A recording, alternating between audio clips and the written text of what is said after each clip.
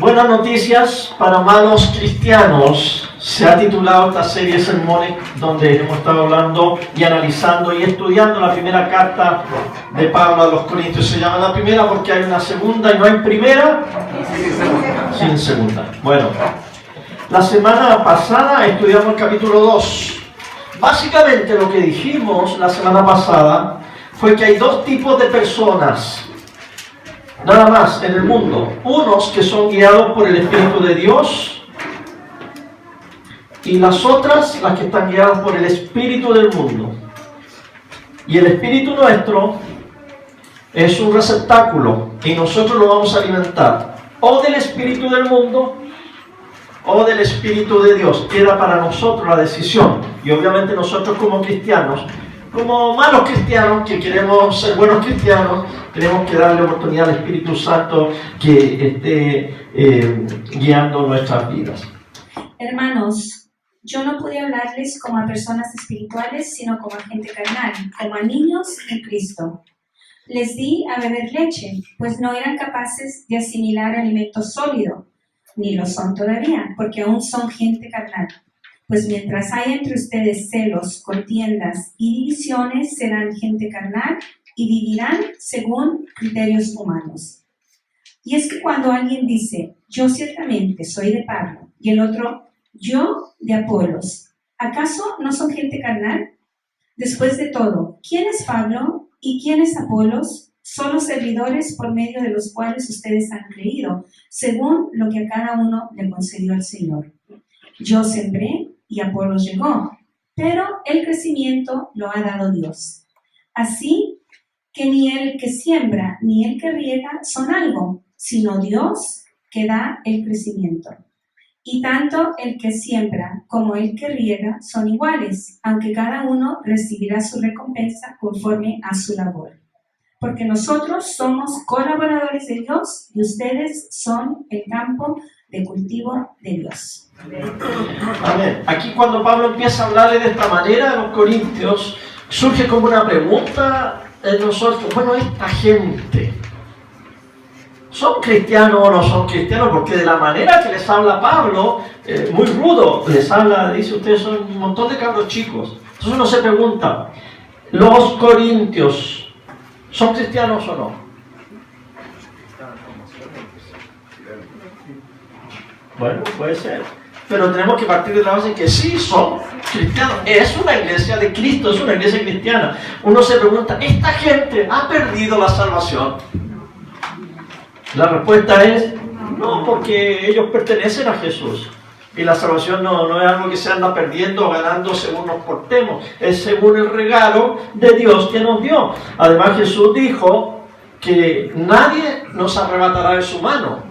Sus ovejas son de Él y nadie las arrebatará. Además, Pablo mismo dijo, ¿quién nos separará del amor de Dios en Cristo Jesús? Nada nos separará. Además, Pablo dijo, aquel que la obra empezó, la va a terminar hasta la perfección. Entonces, bien dice allá, o escuché una voz por allá que dijo que estamos, o que eran en proceso, en formación, cristianos, son cristianos. Porque comienza el versículo 26, capítulo 1, 26 de esta carta, comienza diciendo, hermanos. ¿Por qué? Porque son parte de la familia de Dios. Dios el Padre, nosotros como hijos de Dios, todos juntos, siendo hermanos de Él, somos parte de la familia de Dios. Y dice que ustedes han sido llamados por Jesús. En el versículo 2 del primer capítulo también dice, ustedes son santificados en Cristo Jesús. Y después sigue en el mismo capítulo que lo vimos hace un par de semanas, dice del 5 al 14, que el Espíritu Santo les ha dado todos los dones que ellos necesitan. Así que son cristianos, no han perdido la salvación, tienen el Espíritu Santo, tienen dones. Pero alguno dirá por ahí, no son cristianos porque están pecando. Y Pablo los está retando con estas cartas. Yo respondería, ok, si tú me dices eso, ¿me estás diciendo que los cristianos no pecan? Todos pecamos, ¿verdad? De hecho, Jesucristo nos enseñó una oración para que la digamos todos los días si es posible. Y esa oración dice: perdona nuestras ofensas como nosotros perdonamos a los que nos ofenden. Otras versiones: perdona nuestras deudas como nosotros perdonamos a nuestros deudores. Perdona nuestros pecados como nosotros perdonamos a los que pecan contra nosotros. Quiere decir que, y de hecho al final él dice un comentario de la oración que nos enseñó: porque si ustedes no perdonan, ¿cómo Dios nos va a perdonar a ustedes? Entonces, si somos cristianos, ¿para qué necesitamos que Dios nos perdone? Somos cristianos y somos pecadores arrepentidos. Juan: si alguno dice que no ha pecado, hace a Dios mentiroso. Juan también dice en su carta que si alguno ha pecado, y le está escribiendo a los cristianos, confiese sus pecados. Y el Señor, que es justo, los limpiará de sus pecados y los limpiará de toda maldad. ¿Y cuál es el problema con los corintios entonces? Son cristianos, pero como dice el buen término chileno, son chancaitos nomás. Son en el fondo, los corintios son porfiados, son cristianos tercos, son duros de servicio, resisten a Dios y avanzan lento. Cualquier casualidad con esta iglesia, pura coincidencia. Porque lo que pasa y ha pasado desde que el Espíritu Santo descendió en Pentecostés es que el Espíritu, la palabra original del Espíritu es soplo, es viento, es aire, es brisa. Así que la brisa santa, el soplo santo de Dios, o el huracán de Dios, el viento de Dios, sopla. Y ha soplado siempre sobre la iglesia. Y algunos de ustedes, cuando el Espíritu Santo sopla sobre ustedes, ustedes ponen las velas, levantan las velas y se van, pero como por un túnel, se van a surfear con vela con el viento del Espíritu Santo. Porque eso es lo que Dios quiere, que cuando Él sople, usted levante la vela y se vaya en el mover, en el impulso, en el soplo del Espíritu Santo. Pero hay otros que cuando sopla el Espíritu Santo, ni el moño se les menea. Lo tienen con mucha laca el moño así, ni el viento se los menea. Resisten. Hay cristianos que resisten el impulso y la fuerza del Espíritu Santo. Ponen el freno de mano. Y eso se llama falta de arrepentimiento. Eso se llama porfiadez, terquedad, apagar el Espíritu, entristecer el Espíritu, resistir el Espíritu de Dios, pelear contra Dios. Eso se llama. Sí, algo se mueve, pero poquitito. Como para que la gente no diga. Se mueven un poquito.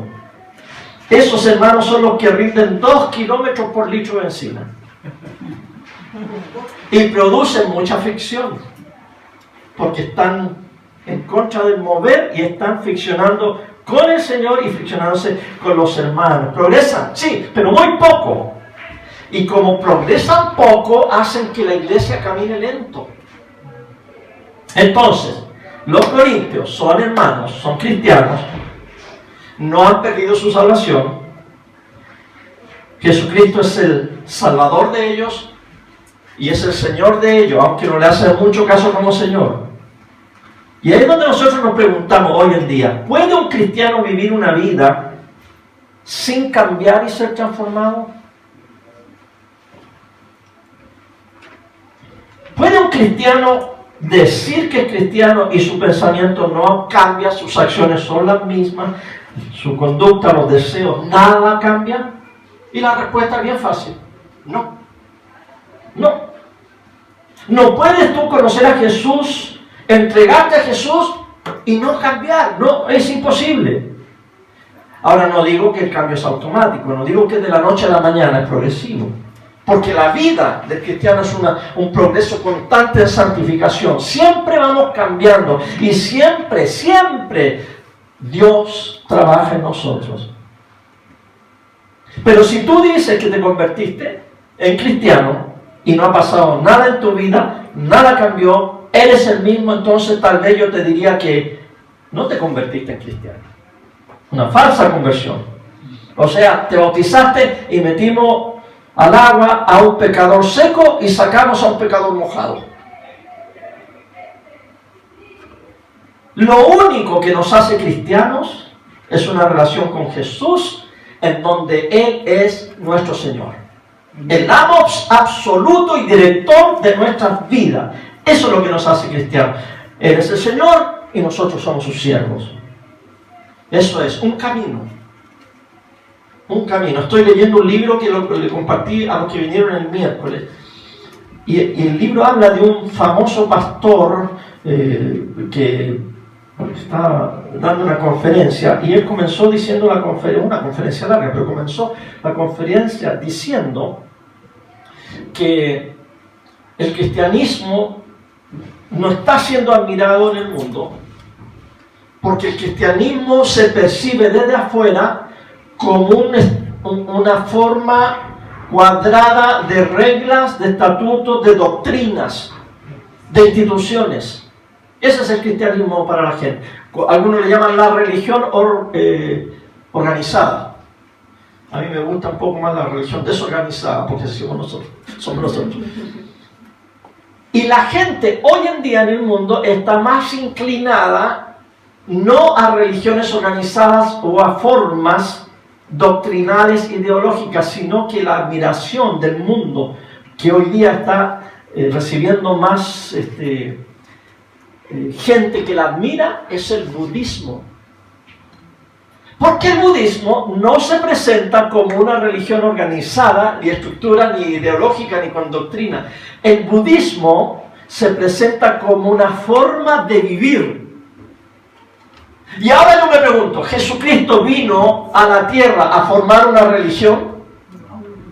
¿O Jesús vino a implantar una forma de vivir, un camino, un método, una forma de vida? Eso es lo que Él vino a hacer. De hecho, Jesucristo no era cristiano, entre paréntesis. Él vino a decir, yo soy el camino, la forma. Yo soy la vida. Eso, y la verdad, entonces no es algo muy organizado, sino que es algo que fluye de nuestro estilo de vida. Así que lo único que nos hace verdaderamente cristianos es tener a Cristo en nuestra vida, proclamarle como Señor y nosotros servirle, y que a través de nuestras actitudes, pensamientos, obras, palabras, hechos, fluya una forma, un estilo de vida que es la vida del cristianismo. Y es un camino, y como es un camino, es para toda la vida, es para siempre. Pero estos hermanitos de la iglesia de Corinto no le falta ningún don, dice Pablo en el versículo 7, capítulo 1. En el capítulo 12, versículo 13, les dice que todos ellos fueron bautizados en un mismo cuerpo, por el mismo espíritu. Claro, tienen el espíritu, son lentos, son lentejas. Van con el freno de mano puesto, pero el espíritu sigue trabajando en ellos. Y la evidencia de su cristianismo es que el espíritu habita, a pesar de todo, en ellos. De hecho, en el capítulo 14, que lo vamos a ver en unos meses más, habla de que ellos se juntaban a adorar a Dios en reuniones, adoraban al Señor, tenían todo bien estructurado, bien, pero batallaban con sus pensamientos, con sus conductas. Alguno preguntará, ¿son cristianos carnales? Bueno, si usted quiere definir carnal como ser porfiado, entonces sí, eran carnales. Y así comienza este pasaje, hermanos. Yo no pude hablarles como a personas espirituales, dice Pablo, a ustedes, Corintios, les estoy diciendo, yo no les pude hablar a ustedes como gente espiritual, o sea, como gente madura, como gente sometida a Dios, como gente que está guiada por el soplo del Espíritu, por gente que ya no es porfiada. Yo ya no les puedo hablar como gente que ya no se opone, dice él, sino como a gente carnal, es decir, gente que hace las mismas cosas que los no creyentes. Así me tuve que referir a ustedes. Gente que en el Facebook y en el WhatsApp publican exactamente lo mismo que los de afuera, que hace la gente mundana. Ellos son un espejo de los mundanos.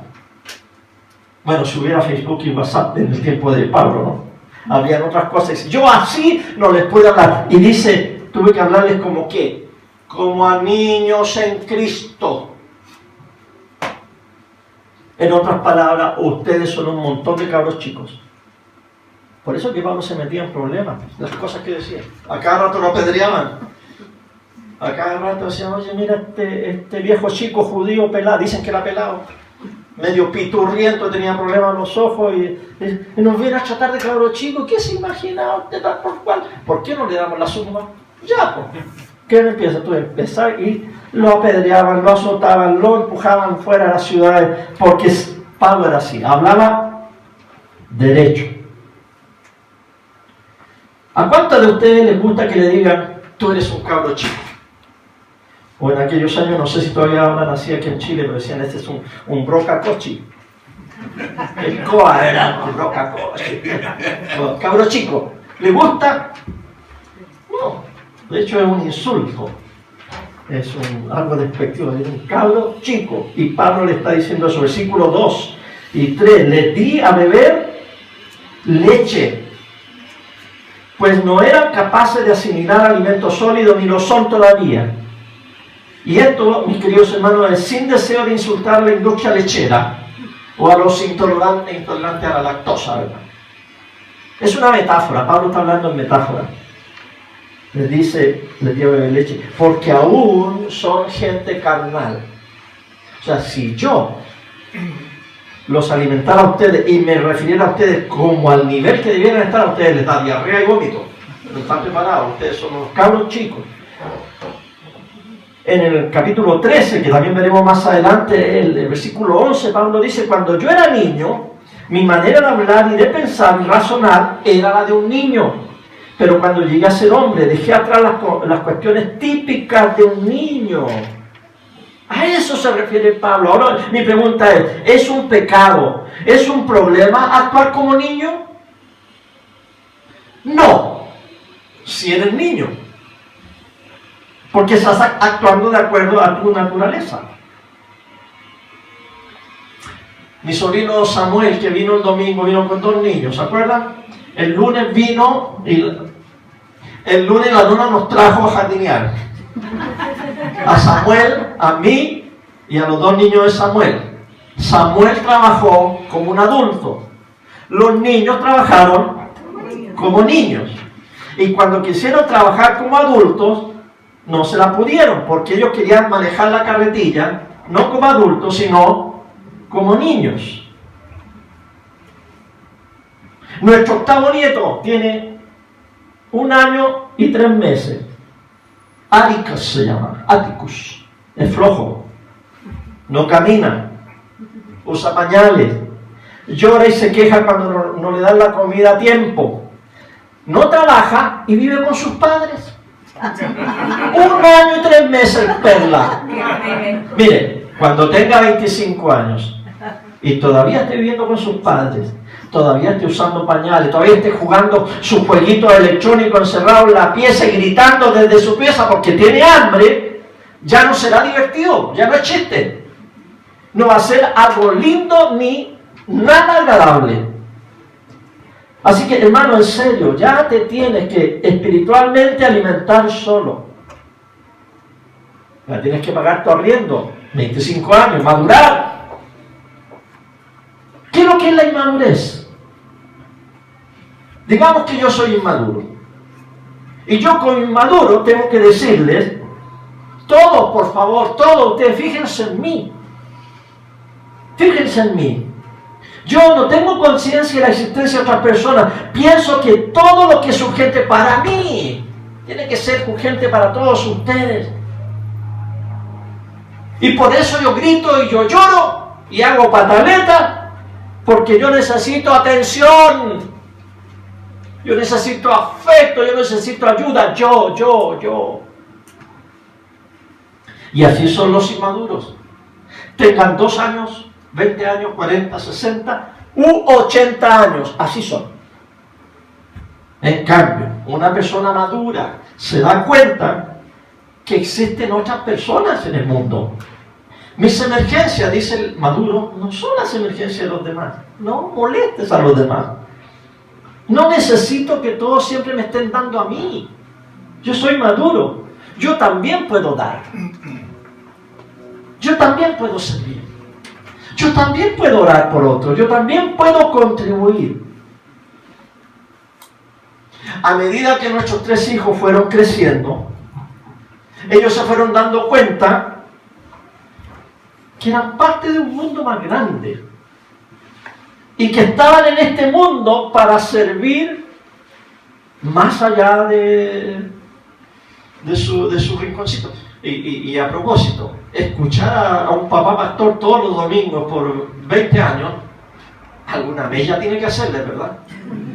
Es que hay una buena ilustración. El Carlos, cuando era chico, 10 años más o menos, una vez me dijo: papi, hace tiempo que tú no cuentas historias mías en tus sermones. Porque a él le encantaba que yo ilustrara los sermones con las cosas que hacía él. Ahí hay un niño chico. Porque ahora si yo cuento algo de él, como ya es maduro, y padre de 4 hijos, me dice: papá, córtala. It's not funny anymore. Así que crecieron, maduraron y salieron y formaron familia y se sostuvieron solos, y nosotros, yo ya los pudimos dejar y venirnos a Chile tranquilos. Eso es exactamente lo que Pablo le está diciendo aquí a los corintios. Dicen: ustedes deberían ser así, pero ustedes son un montón de niños. Han sido cristianos por algunos años. No están orando, no están sirviendo, no están diezmando, no leen sus Biblias, no hacen nada. Solo se sientan y lloran y esperan que todos dejen de hacer sus cosas y vengan a atenderlos. Así que vamos a hablar de eso, de la madurez y de la inmadurez. Tengo 3 preguntas para ustedes. La primera: ¿en cuáles áreas de tu vida has madurado? Bueno, perdemos la esperanza. Hay áreas de la vida de cada uno que uno lo ha hecho bien. Aquí andamos con cosas. Usted ha madurado en algunas áreas de su vida. Piense, ¿en qué áreas ha dejado de pecar? ¿En qué área de su vida, sus pensamientos, por ejemplo, ya no son los mismos? ¿Sus acciones, sus deseos han cambiado? Segunda pregunta: ¿en cuáles áreas de tu vida todavía no has madurado? Pues también hay áreas que sigue habiendo pecado, pensamientos equivocados, hay acciones todavía en su vida que son malas acciones o deseos que surgen que no han cambiado. A ver, los hombres, ¿sigues saliendo a tomar con tus amigos o amigotes? ¿Te sientas alguna vez a ver el programa en su propia trampa y te sorprende porque tú mismo sales en uno de los episodios como un tramposo? ¡Te vi en la tele! Algunos reconocen dónde deben madurar, se dan cuenta, y hay que pedirle al Espíritu Santo esa lucidez. Yo pienso que ningún cristiano es completamente maduro. Y también pienso que ningún cristiano es completamente inmaduro. Tenemos en nuestra vida sombras y luces. No somos tan ni muy. Estamos ahí, tenemos de ambos lados. Tenemos una mezcla de madureces e inmadureces. El problema yace en que nosotros la inmadurez la tapamos con alguna madurez que tenemos. Me explico. Es posible que alguno de ustedes tenga excelentes finanzas, tiene ahorros, es ordenado, pagó sus deudas, diezma, pero es inmaduro en su vida de oración, en su vida de unión de amor con Dios. Ahí tenemos entonces una mezcla de madurez con inmadurez. Entonces, la madurez que usted tiene, usted se enfoca en esa madurez y no le da importancia a la inmadurez, porque total, usted dice: yo estoy haciendo bien en esta área. Quizás hay alguna mezcla de cosas buenas en tu vida, pero tienen otra área inmadura: el sexo, el dinero, la comida, las drogas, el alcohol, tu boca. También que estábamos, ¿verdad? Tu boca. Algunos no controlan esta boquita que Dios les dio. Tu temperamento. Debes dejar que el Espíritu entonces te señale estas áreas de inmadurez con esta pregunta: ¿en cuáles áreas de tu vida todavía no has madurado? Porque si no lo haces, vas a depender toda la vida de esas cosas que haces bien en tus madureces y vas a ignorar las áreas inmaduras y al final vas a decir: pero es que nadie es perfecto. Tienes que ser honesto, tienes que sacarte la máscara, tienes que enfrentarte a tus sombras en las áreas inmaduras. Y la tercera pregunta es: en tus áreas inmaduras, ¿cuándo piensas madurar? ¿Tienes algún plan? Mire, hoy en día que hay tanta pareja que vive sin casarse, ¿verdad? Y algunos me dicen: no, sí, nos vamos a casar. Y yo les digo: muéstrame el anillo y dame la fecha. El otro día uno me dijo: anillo ya tengo, ya, pasa la fecha. Porque si no hay anillo de compromiso y no hay fecha, no me vengas con el cuento, no te creo. Lo mismo ahora, en tus áreas inmaduras de tu vida. Muéstrame el anillo y dime la fecha. ¿Cuándo vas a madurar? ¿Cuándo vas a cambiar? ¿Qué plan tienes?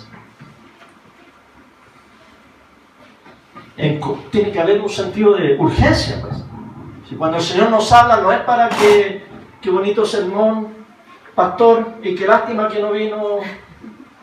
Ya, entonces, urgencia. ¿Cuándo piensas madurar? En Corinto, la inmadurez de estos corintios ya llevaba un par de años. Pablo le dice: ya, córtenla, ya es suficiente, ya estuvo bueno.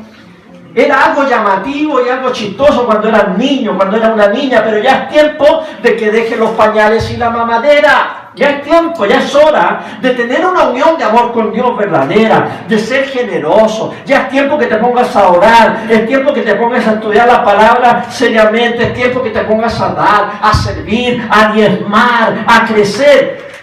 Pero algunos no tienen ningún plan. ¿Cuándo? ¿Cómo? Cuando le decían a mi abuelita, le decía: abuelita, ¿cuándo se va a bañar? No le gustaba bañarse. Y ella, muy bíblica: Dios proveerá, hijo mío, me decía. No, pues abuelita, tiene que tener un plan, una vez a la semana aunque sea, ¿verdad? Un plan de urgencia. El plan que algunos tienen es que dicen: algún día el Señor va a tocar mi corazón. Algún día el Señor va a usar al pastor con un sermón que me va a tocar tanto y ahí voy a cambiar. Yo estoy abierto a lo que el Espíritu me diga acerca de mi flojera, de mi egoísmo. Algún día. Miren, yo no recuerdo a mi mamá que mi mamá me haya cantado alguna linda canción que hablara acerca de lavar y secar la loza. Yo no me acuerdo que haya cantado una canción que tocara esas fibras íntimas de mi ser. Y finalmente un día yo podría contar el testimonio cuando mi mamá me cantó esa canción y yo me emocioné tanto que yo a los 19 años de edad me puse en pie, fui a la cocina henchido de gozo y con profunda emoción y me puse a lavar la loza. Y después la sequé para encima. Faltó guardarla. No, mi mamá me hizo a mí madurar de otra manera. Usted puede llegar a los 80 años de edad sin haber aprendido nada. Fallaste todos los exámenes, nunca te arrepentiste, evitaste todas las pruebas y dificultades de la vida, y cuando te iba mal le echaban la culpa a otras personas. Es la culpa de los demás. Todo el mundo tiene la culpa, al menos yo. Y tienes 80 años y eres un inmaduro. Podrías haber madurado porque tuviste 80 años de oportunidades. Dios te dio muchas oportunidades durante 80 años para madurar, pero a ti ni el moño se te meneó. Sin embargo, hay algunos jovencitos que tienen 20 años y son más maduros que los tontos viejos. ¿Por qué? No porque tengan muchos años, sino que en esos 20 cortos años de vida no han tenido mucha experiencia, pero se han arrepentido y han usado la corta experiencia, las cortas cosas que le han pasado para madurar, para poner un buen fundamento en su vida espiritual. Se han arrepentido cuando han pecado. Han cambiado cuando un líder les llama la atención. Han confesado su inmadurez y han buscado ser maduros. Pablo le escribe a esta iglesia inmadura, a los Corintios. Ahora, en Corintios es una iglesia donde, como vamos a leer la carta, se va a dar cuenta de esta lucha entre el grupo. Algunos dirán, Pablo, yo soy soltero, te lo aseguro. ¿Me estás pidiendo una fecha para madurar? Te lo voy a decir. Cuando yo me case, voy a madurar. Mientras tanto, le doy vuelo a la hilacha. Pero después dice, el casado, sí, yo voy a madurar, déjame ahora disfrutar con mi esposa. No tenemos hijos. Cuando tengamos hijos, te aseguro que ahí vamos a madurar. Yo voy a madurar cuando tenga hijos. Y el que tiene hijos dice, cuando tenga, y yo cumpla 40 años, yo creo que es buena fecha para madurar. Y cuando pasan los 40, los 50, y no, yo creo que cuando yo sea abuelo, ahí me va a cambiar la vida. ¿Ya? Cuando tenga nietos, ahí voy a madurar. Y siempre estamos chuteando la pelota hacia adelante y no estamos madurando. O quizás alguno de ustedes aquí, cosa para mí muy increíble, no creo que sea verdad esto, pero lo voy a decir porque lo escribí, está en el sermón. Quizás alguno de ustedes tiene una esposa difícil, una esposa buena para ligar, que no se calla nunca. Sí, ¿verdad? Esas cosas, eso es fantasía, ciencia ficción, teología ficción. Bueno, y uno dice, pastor, hable con mi señora, y uno habla con ella y ella dice, yo soy así. O sea, y uno le pregunta, ¿y cuándo piensas cambiar? No, es que yo soy así. Algunos hombres aquí quizás, algunos hombres son duros, son mal genios, son sarcásticos, son demandantes, son abusadores. Quizás. Y dicen, es que soy macho, yo soy hombre, y así somos los hombres. Y así nomás. ¿Y cuándo piensas cambiar? Algunos de ustedes tienen hijos y prefieren a un hijo antes que al otro. Y descuidan a un hijo y le dan más atención al otro. Y me pregunto yo, ¿y cuándo vas a cambiar eso en tu vida? Algunos tienen problemas con sus finanzas, con el sexo, con el alcohol, con las drogas, tienen problemas con sus amigos, con su familia, tienen problemas en el trabajo. ¿Estás dispuesto a poner todas esas cosas en la lista de emergencia, en la lista de lo más importante y hacer algo al respecto? Esa es la tercera pregunta que le estoy haciendo. Ahora Pablo en el versículo 3 nos empieza a contar por qué razón es que los corintios se mantienen en constante inmadurez. Dice así Pablo, pues mientras haya entre ustedes celos, contiendas y divisiones, serán gente carnal y vivirán según criterios humanos. Así actúan los no cristianos, con celos, con contienda, con división. Así está la sociedad hoy en día. Pero nosotros somos la iglesia de Cristo. Nosotros no debemos ser así. No debemos tener en el reino de Dios celos y contienda. Ahora les explico por qué. El inmaduro en un área ve a alguien que es maduro en esa área en la cual yo fallo y surgen celos. Es muy natural, ¿verdad? Pero la cosa funciona para ambos lados. Por ejemplo, el soltero envidia al casado.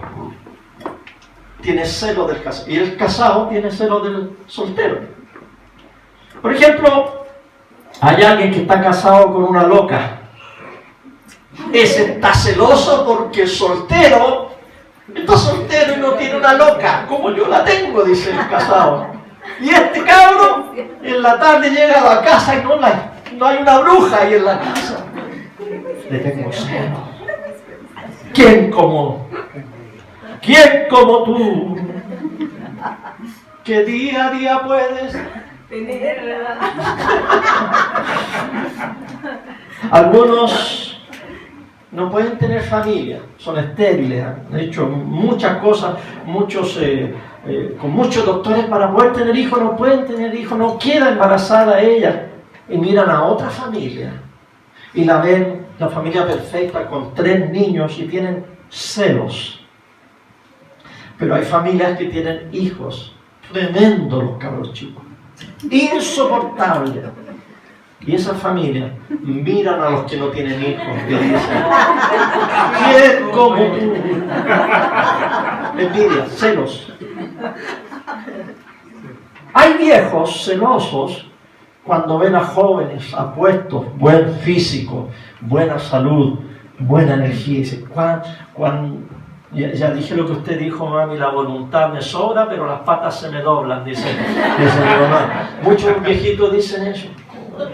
El otro día nomás mi mamá se estaba acordando cuando iba a los bautismos a la Rayán, y dice que saltaba de roca en roca por el río Mapocho cuando el río iba bajito, y decía: ahora la pobre apenas sube aquí la escalera. Los viejitos pueden tener celo de los jóvenes. Y los jóvenes miran a los viejitos y dicen: ¿quién tuviera la plata que tiene este viejo? ¿Qué haría yo? Entonces, cuando vienen las inmadureces y las comparaciones, vienen los celos. Por eso que Pablo dice aquí que hay celos. Y así sucesivamente, los chilenos envidian a los extranjeros. Llegan los extranjeros y a la semana están trabajando. Y hay unos que están no sé cuántos meses buscando pega y no la encuentran. Y los extranjeros envidian a los chilenos por todos los beneficios y todo lo que yo tengo que caminar para lograr lo que aquel logró. Los ricos a veces tienen celo de los pobres. Yo tengo celo de los pobres. Y a veces siempre andamos con cuando andábamos en Los Ángeles, ¿te acuerdas? En esas calles donde hay miles de homeless, de gente que vive, o a veces uno pasa por aquí cuando viene a la cumbre, aquí arriba, ¿verdad? Allí hay un living en el medio de las torres donde están. Y yo digo: mira, no, a estos tipos no tienen que pagar arriendo, ni luz, ni agua, ni electricidad, no tienen que responderle a ningún jefe. Y ahí están todos los días tomando, por eso no me gustaría, pero están ahí al aire libre, la gente les da plata, comida, tienen saco de dormir, algunos tienen hasta carpa. Los celos, ¿verdad? Pero ellos, si tú te pones en el lugar de ellos, tienen celos de los que tienen algo. Los hombres a veces tienen celos de las mujeres. Y hay mujeres que tienen celos de los hombres. Me gustaría ser hombre para llegar a la casa y no hacer ninguna cuestión. Y el hombre dice: a mí me gustaría ser mujer para no salir a trabajar y quedarme en la casa. Haría mejor el aseo que tú. Celos, contiendas. Todos celosos por algo. A veces prendemos la tele y vemos ahí en la tele a ese actor, a ese cantante, a ese Luchito Jara, ¿ya? A esas opinólogas que se creen la última chupa del mate, se creen la última Coca-Cola del desierto. Te digo una cosa, no son, por algo están ahí. Son la última chupa del mate. Y están ahí por alguna razón. Y por eso no estás tú en la tele. Y están ellos. Lo más probable es porque son más fotogénicos o telegénicos. Pero uno tiene esa actitud y empezar a criticar. Somos celosos. ¿Y qué resulta de los celos que dice Pablo?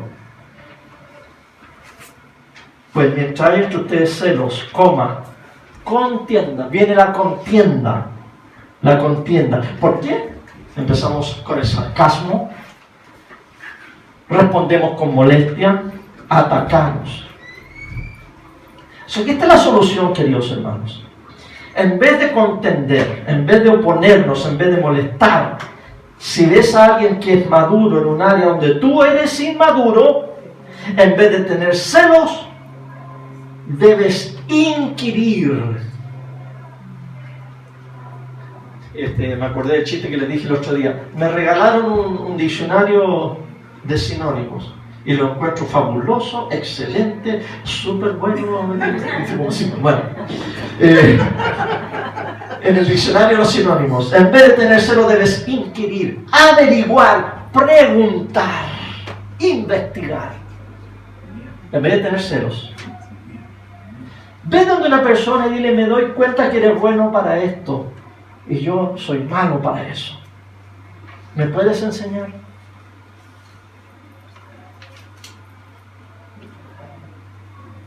Mi tío Dagoberto, recién casado, fue a hablar con mi papá un día y le dijo: Raúl, yo veo como tú eres con la Elvira.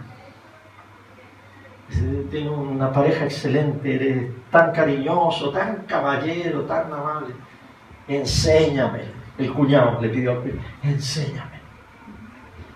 Eso es humildad. Y Dios nos quiere humildes. Cuando haya alguna área de tu vida que no está funcionando, pregúntale a aquel en cuya área sí funciona. Tienes un buen matrimonio y yo tengo un mal matrimonio, acércate y dile: ¿nos podrías invitar a cenar a tu casa para siempre? Es que necesitamos mucha ayuda. Me doy cuenta que tienes una linda relación de amor con Dios. Me doy cuenta que tú sabes orar mejor que yo. Te puedo invitar a almorzar para que me enseñes cómo puedo yo hacerlo en esa área. Así que cuando eres inmaduro, te das cuenta que el otro es maduro. Hay dos caminos. Uno, tener celos y pelear toda la vida envidiosamente.